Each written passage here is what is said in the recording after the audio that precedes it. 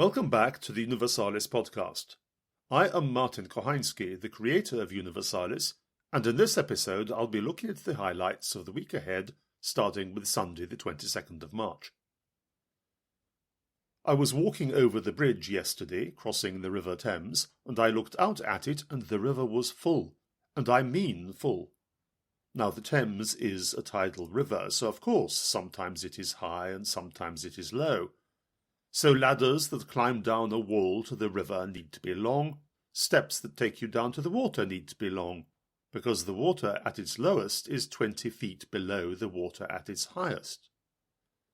I stood on the bridge for a moment and looked out over the river, and it was really full. Of the ladders up the embankment walls, you could barely see the tops. As for the steps leading down to the river, the water had covered them up, even the very top one, and it was trying to cover the path above. Looking at it all, I got a sense that the river itself was trying to bulge upwards towards the sky. I looked out at it, and as I looked, it all made sense. I hadn't thought of it this way before, but it is always like this between the 4th and 5th Sundays of Lent, between the healing of the man born blind and the raising of Lazarus. God did it. Or the Jews, our ancestors in the faith, did it to honour God. Because as the very first story in Genesis says, the sun and moon are not themselves gods, as the pagans thought. They are not divine, but they are useful. First, they are lamps to give us light and dark, day and night. And second, the way they dance round each other through the sky gives us seasons and months and festivals. So it is still true that we look up at them for the same reason the pagans looked up at them, in order to worship, but we don't worship them themselves. We use them to organize the worship of the one who made them and us. No pagan ever did that. Now the Jews, just like so many other peoples, end an old month and start a new one whenever the new moon appears. The moon was new this last week. This particular new moon marks the end of the Jewish month of Adar and the beginning of the month of Nisan, and the significance of that is that the middle of the month of Nisan is when the Passover happens. As we know, it was at the Passover that Jesus was arrested, tried, convicted, and crucified, and by rising from the dead set in motion the redemption of the world. So without directly intending it, the Jews arranged things so that the moon is always full at some point in our Holy Week. Indeed, that is always the first full moon of spring. Accordingly, the moon is always new 2 weeks earlier in the 4th week of Lent, between the man born blind and Lazarus. The beauty of it all is that every year at this time, the rivers and seas themselves combine to remind us that this is the week, now. I said earlier that it was as if the river was bulging. I didn't say enough. The river really is bulging, up towards the sun, which we can see, and the new moon, which we can't see when they are together in the sky. In this way, nature herself guides us in our celebration of salvation history. You could be poetic and say that the rivers are yearning upwards towards the heavens because our salvation is on the way. Just be a little bit careful with that, because the time of the highest high tides is also the time of the lowest low ones. 6 hours after the full river with its waters bulging up to heaven, every rung of every ladder will be exposed, with wide mudflats beneath and a strangely shrunken stream flowing in the middle of them. Whether we are thinking of religion or of civilization, there are times when we in England can feel terribly provincial. We are so far from the centre of the world.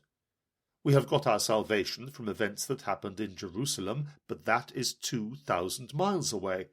We have got our civilization from Greece and Rome, but they are 1,000 miles away, and here we are on the muddy, marshy periphery of it all.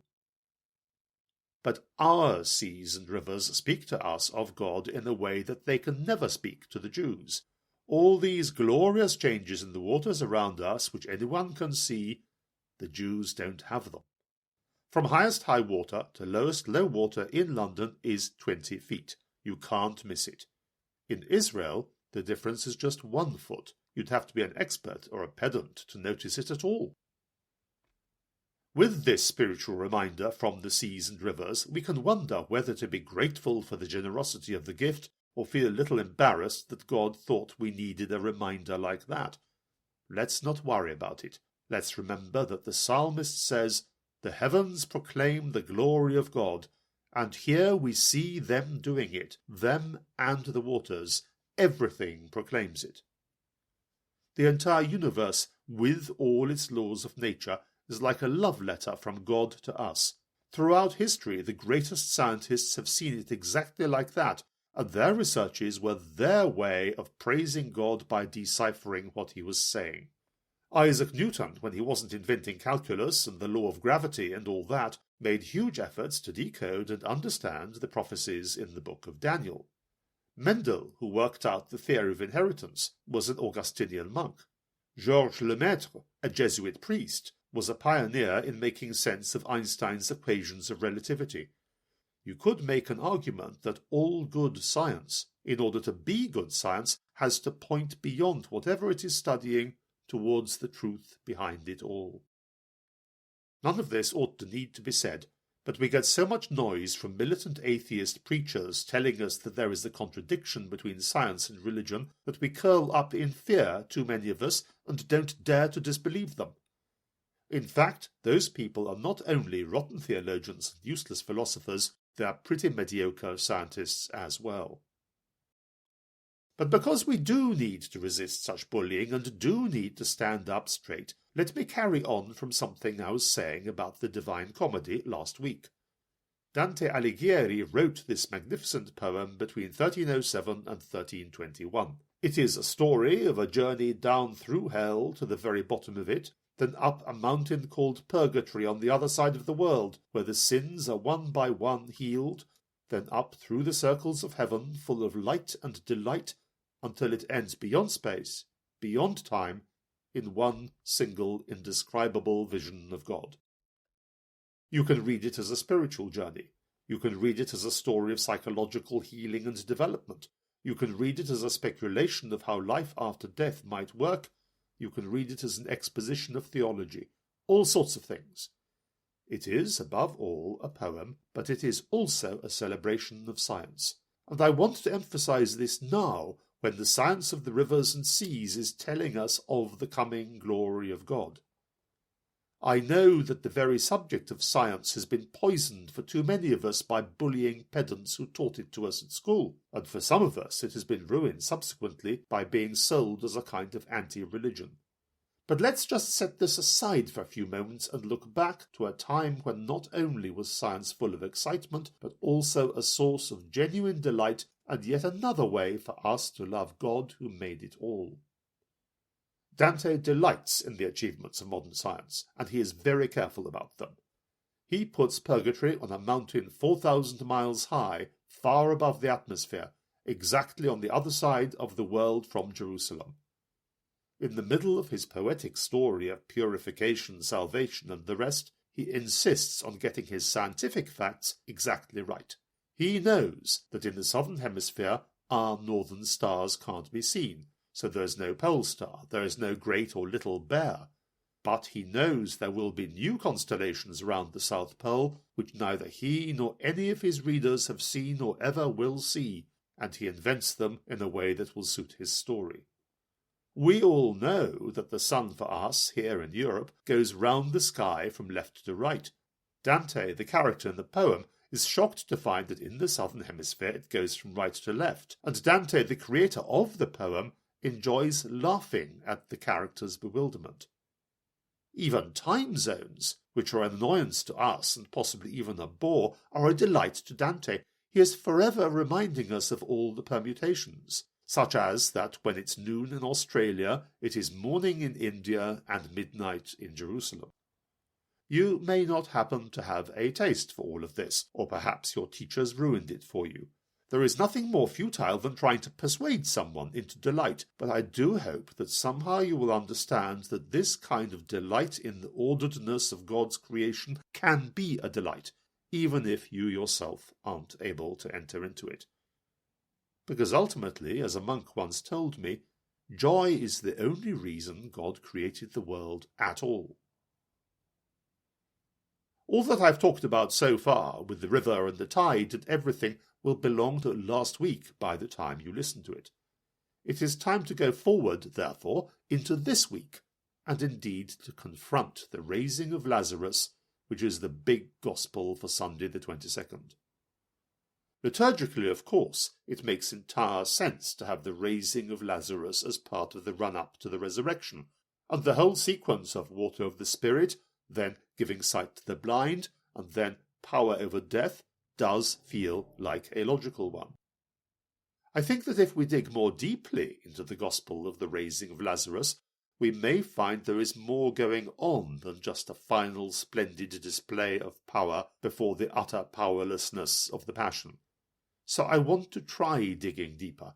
It may well be that I'm digging with the wrong tools or in the wrong place, but even if you decide that I am, all is not lost. You will have spent some time thinking deeply for yourself about this gospel, and that can never be bad. The raising of Lazarus isn't only the final miracle we celebrate in Lent. It also seems to have been the final healing miracle Jesus performed full stop. In various ways, it is a puzzling miracle too. The first puzzle about the story of Lazarus is this. In all the ways in which God has intervened in our world throughout the whole of salvation history, he has never made something not have happened. He has always stuck to the rule that what has happened. If any divine intervention is needed, it happens in its due time. It is never retrospective. You might say, time always goes forwards. Look at the first public miracle of Jesus that we know, the wedding at Cana. The wine has run out. Either enough wasn't delivered, or people have drunk too much. In that case, why not just make the wine merchant not have forgotten to deliver that final cartload of wine? Or why not make the guests at the wedding not have been so thirsty? No. The thing that has happened, the wine running out, has to stay happened. If the final delivery was forgotten, it must stay forgotten forever. If too much wine was drunk, it must stay drunk. When Jesus performs his miracle, he has to do it in the present. In the particular case of the wedding party, you might call the miracle in the present more outrageous and more impossible than a miracle done in the past, because Jesus has to turn something into something that it isn't, turn water into wine. But you see, changing the past is never allowed. God can act only in the present. That's going to sound as if we are binding God by our rules, or God is binding himself. But there are reasons for this particular rule. Here is the main one. If God allows himself to go back in time and change things that have already happened, he is equally free to do that to us.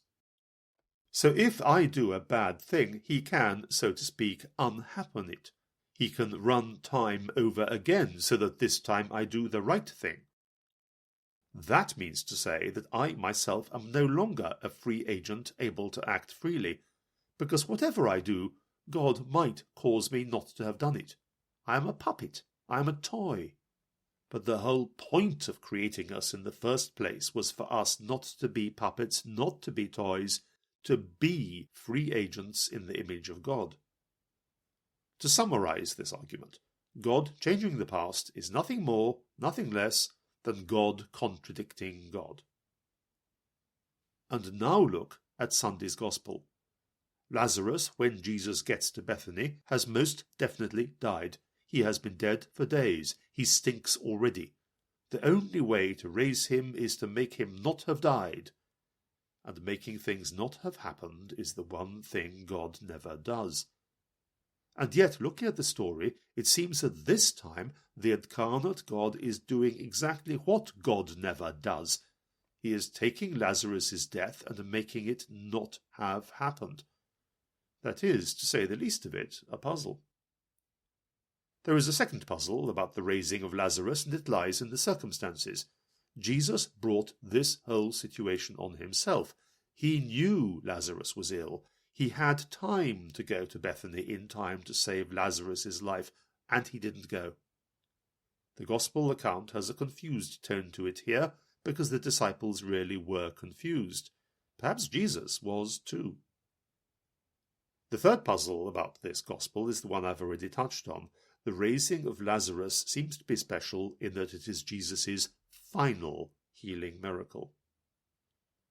Thinking about it, I wonder if perhaps every ministry with healing in it has to have a limited lifespan.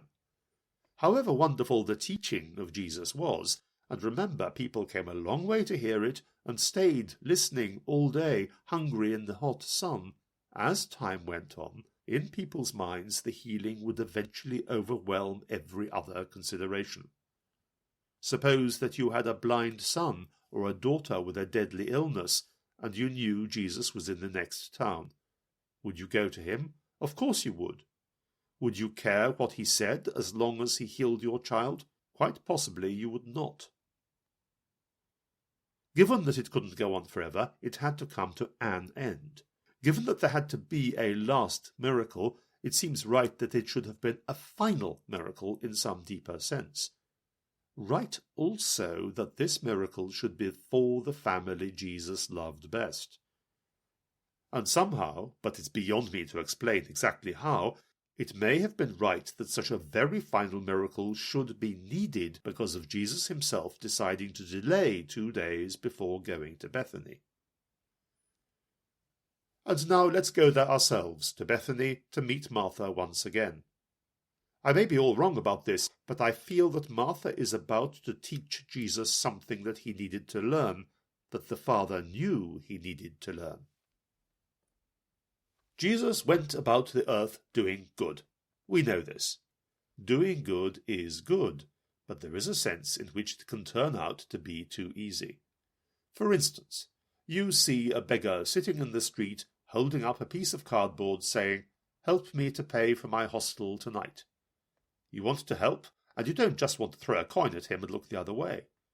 So you go to the hostel he is staying at, and you take out a fat handful of money, enough for a whole month's stay, and you give it to them.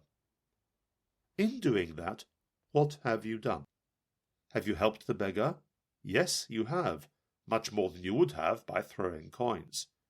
But have you even for an instant shared in his feeling of homelessness? No, you have not, because the instant you knew he was homeless, you abolished that homelessness. He stopped experiencing it, which is good, but you yourself never even experienced it at all. You were never side by side with the one you helped. Jesus healed many people of many things, but perhaps, just perhaps, his experience of healing was too much like yours with the beggar and the hostel. The instant he met someone who needed healing, that person didn't need healing anymore. Now, at Bethany, we have Martha. Martha from the family Jesus loves. Martha, whose brother is dead. Martha, for whom no miracle can decently be performed, because making something not have happened would not be decent. All Jesus, the miracle worker, can do is be there with her, and not commit a miracle, only share her grief. And so Jesus weeps. Look how carefully Martha speaks in this gospel passage. She never quite reproaches and never quite asks. Even broken by grief, she is a strong, down-to-earth woman. She says, "Lord, if you had been here, my brother would not have died." That is no reproach. It is a simple statement of fact. She says, "Whatever you ask from God, God will give you." That is no request. It is a simple statement of fact. She says, "I know that my brother will rise again in the resurrection on the last day." That is true as far as it goes, but she knows, and Jesus knows, that if she had gone on with that sentence, the next word she said would have been "but." She also says, "I believe that you are the Christ, the Son of God, who is coming into the world." She has all the knowledge and all the faith, but also she has all the desolation. We too have our desolations. We too sometimes have to go on living and enduring after we have received a blow that is too hard to endure. This is quite a good moment to pause in considering the gospel and just be with Martha. to be with all people who are desolate and don't know how they can go on. There is no decent answer one can give to people like that unless one is in the same desolation with them or has been in something very like it. But just now in the story, where Martha is where Jesus is also. So we, hearing the story, know that Jesus has been there, and so we, even in our worst moments, can share that place with Jesus. Beyond that, as I say, nothing decent can be said. One thing we can do is remember what Jesus hasn't taught us to say. The Lord's Prayer does not say, "Give us tomorrow our daily bread." There is a reason. We are not meant to think of tomorrow. Much of the intolerability of a world turned suddenly to ash is the thought of all those tomorrows that wait to be got through, ash after ash after ash, day after day. So don't try to handle that thought. Give it to Jesus to carry. He asked for our cares. Give them to him. You hold on to today. Get through today. Back in the Gospel, then, Mary comes and joins Jesus and Martha, and Mary says much the same sort of thing that Martha said. There they are then, the three of them, all united in the same desolation. Only Jesus can decide what to do, and he does decide. If he raises Lazarus from the dead, it will be the final act of his healing ministry. That may be because in making Lazarus not have died, God will be breaking the rule that God has set himself, that what has happened has to stay happened. Even if all that theory about happening is wrong, and the miracle Jesus is about to perform is to turn decomposing flesh into a human being and breathe life into it, still, this will still have to be the final healing miracle, because doing it so close to Jerusalem and in front of so many witnesses is going to set in motion unstoppable historical forces and lead to the final act of the atonement and the salvation of all mankind. Either way, if Jesus performs this miracle, nothing will ever be the same again. Jesus calls, "Lazarus, come out," and out Lazarus comes. There are very few saints' days in Lent because the Church likes to move them out of the penitential period so they can be celebrated properly, but you can't possibly ignore the Annunciation, which is the true feast of the Incarnation, and so we celebrate it this Wednesday, the 25th. Mary, the mother of Jesus, is the latest in a line of strong women who run like a backbone through the length of salvation history. Remember Sarah, the wife of Abraham, who laughed at the idea that she would have a child. Remember the mother of Moses, whose name we don't even know. She cleverly saved her son's life. Remember Hannah, who Eli thought was drunk when she prayed so passionately to the Lord for a son. Eli apologized afterwards, and the son Hannah bore was Samuel, the great judge of Israel. And there are many more. Mary follows in their tradition.